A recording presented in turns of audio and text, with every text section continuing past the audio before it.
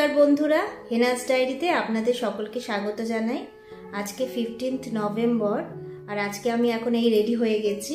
দেখুন আমি একটা চুড়িদার পরেছি। আর আজকে অ্যাকচুয়ালি আমার দিদির বাড়িতে একটা পুজোর অনুষ্ঠান আছে, তো সেখানেই আমরা যাচ্ছি। তাহলে চলুন সেখানে গিয়ে তাহলে দেখা হবে। দিদির ফ্ল্যাটে কি করতে যাচ্ছি? ঘুরতে যাচ্ছি। চলো পুজো করতে যাচ্ছি। চলো। আমরা পুজো করতে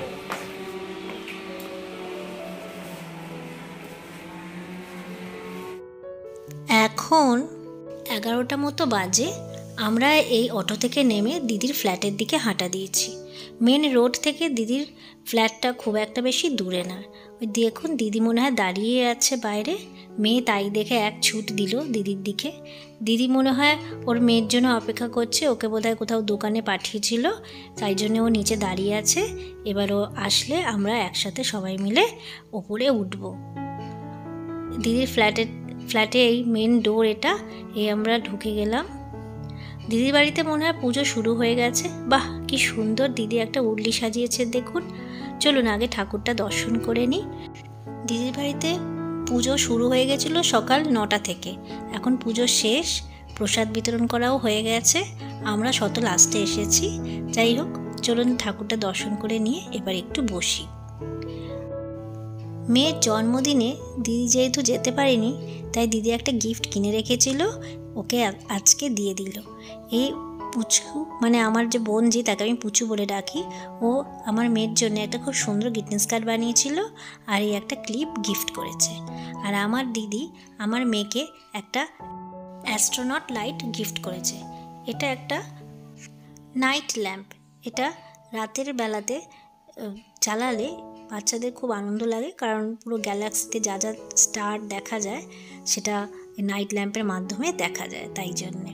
চাই এবার আমরা একটু প্রসাদটা খেয়ে নিই। দিদি আমাদেরকে প্রসাদটা দিয়ে দিল।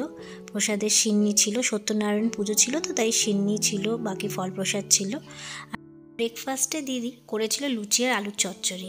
আমরা তো যেহেতু দেরি করে এসেছি, তাই আগে ফল প্রসাদ খেয়ে তারপরে এই লুচি তরকারি খেয়ে নিচ্ছিলাম। এবার আপনাদেরকে একটু দিদির ফ্ল্যাটটা ঘুরিয়ে দেখাই। দিদি মেন ডোরে কি সুন্দর একটা তোরণ লাগিয়েছে না? আমার তো খুব ভালো লেগেছে। এটা হচ্ছে দিদিদের 2 BHK ফ্ল্যাট। এখানে 2টো বড় রুম আছে আর বাথরুম, কিচেন আর একটা হল। এই যে রুমটা দেখছেন, এই রুমটা হচ্ছে বড় রুম। এটাতে একটা বেডরুম এটা, আর এর পাশেই রয়েছে কিচেন। আর দিদি এই জায়গাটা কি সুন্দর সাজিয়েছে দেখুন। একটা র্যাক লাগিয়েছে, তার মধ্যে গাছ দিয়েছে, পুতুল দিয়েছে, খুব সুন্দর লাগছে জায়গাটা। আর এখানে এই নেম প্লেটের জায়গাটা একটু দেখুন, খুব ভালো লেগেছে আমার। দিদি খুব সুন্দর ছবি আঁকে, তাই দিয়ে দিদির ঘরটাকে এত সুন্দর করে সাজিয়ে রাখে। আর এই রুমটাতেই, এই বড় রুমটাতেই দিদি খাবার দাবারের ব্যবস্থা করেছিল। এখানে মেয়েরা বসে এখন একটু গল্প করছে। চলুন এবার আমরা নেক্সট রুমগুলো একটু দেখে নিই। এখানে এই ঘরের কালারটা একটু অরেঞ্জের শেডের ছিল।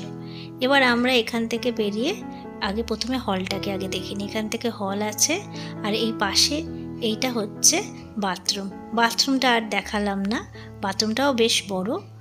আর এই যে হলটা, এই হলেই দিদি পুজো করেছিল। সোফাটা এই পাশে রেখেছে, সোফাটা যেখানে পুজো হচ্ছে সেখানে ছিল, পুজোর জন্যে সোফাটাকে একটু সরানো হয়েছে।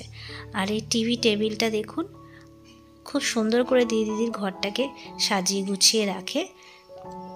আর এই টিভি টেবিলের ওপরে যে পেন্টিংগুলো দেখছেন, এই সবকটা পেন্টিংই আমার দিদির নিজের করা, কারণ আমার দিদি খুব সুন্দর ছবি আঁকতে পারে। এমনকি ও নিজের এই ফ্ল্যাটে এই দেওয়ালটা দেখুন, এই যে ছবিটা দেখছেন, এই ছবিটাও আমার দিদি নিজে এঁকেছে, নিজের হাতে পেন্ট করেছে। এছাড়াও এই আর একটা বড় রুম আছে।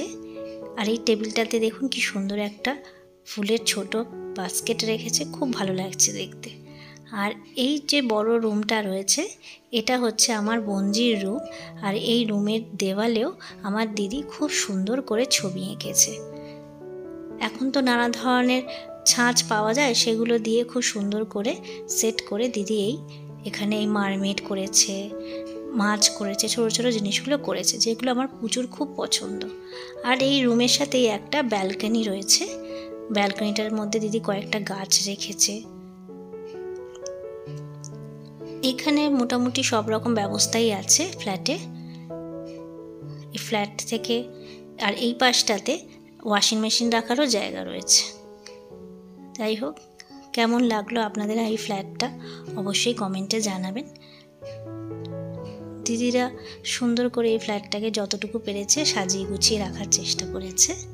এই যে দিদি খুব সুন্দর গাছ ভালোবাসে বলে দিদি অনেক গাছও লাগিয়ে রেখেছে। ব্যালকনি থেকে রাস্তাটাও ভালো দেখা যায়, এখানে দাঁড়িয়ে রাস্তাটাও সুন্দর দেখতে পাবেন। চলুন এবার আমরা ভেতরে যাই। এখন আমার বোনজি আর আমার মেয়ে দুজনে মিলে এখন একটু গান গাইছে। এই যে স্পিকারটা আমি মেয়েকে জন্মদিনে গিফট করেছিলাম না, সেই স্পিকারটা নিয়েই এখন ওরা একটুখানি নিজেদের মধ্যে নিয়ে গান গাইছে, একটু আনন্দ মজা করছে। আমার বোনজি খুব ভালো ভায়োলিন বাজাতে পারে। চলুন একটুখানি ভায়োলিনও শুনে নিই।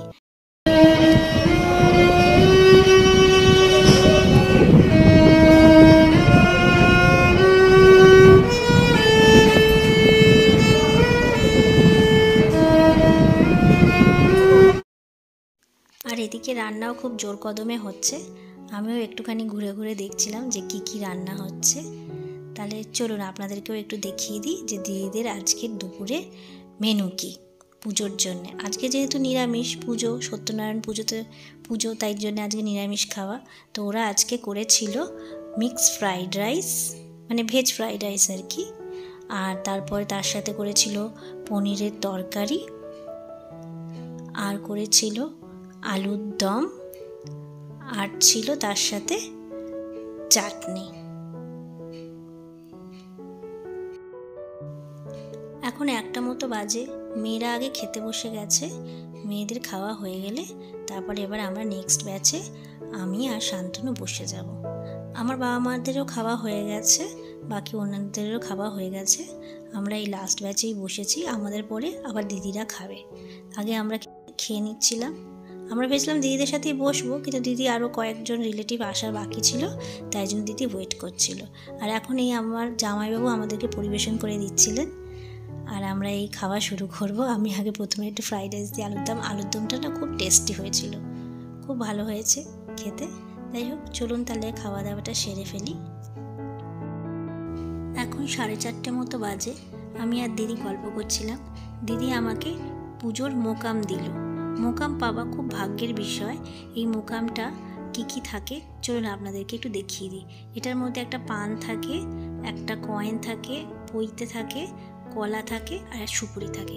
এইটা বাড়িতে 1 মাস রেখে দিতে হয়, তারপরে আপনি ওটাকে জলে ভাসিয়ে দিতে পারেন। আর এই এখন দেখুন বাড়ি যাওয়ার সময় হয়ে গেছে, আর মেয়ে কিছুতেই বাড়ি যাবে না, তাই সে কি কান্নাকাটি করছে।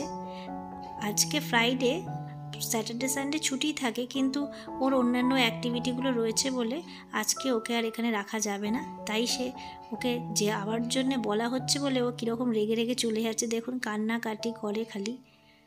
ও দিদির বাড়ি গেলে আর দিদির বাড়ি থেকে কিছুতেই আসতে চায় না, প্রত্যেকবারই ওকে এরকম টেনে টেনে নিয়ে যেতে হয়। যাই হোক, সবাই তাই ওকে একটু মানানোর চেষ্টা করছে যে আবার আসবে, কারণ এবার তো পরীক্ষা এসে গেছে, এত তো দিদির বাড়িতে থাকলে হবে না। তাই দেখুন বারবার খালি ঘরের ভেতর ঢুকে যাচ্ছে। যাই হোক, এবার আমরা আস্তে আস্তে করে এগোচ্ছি।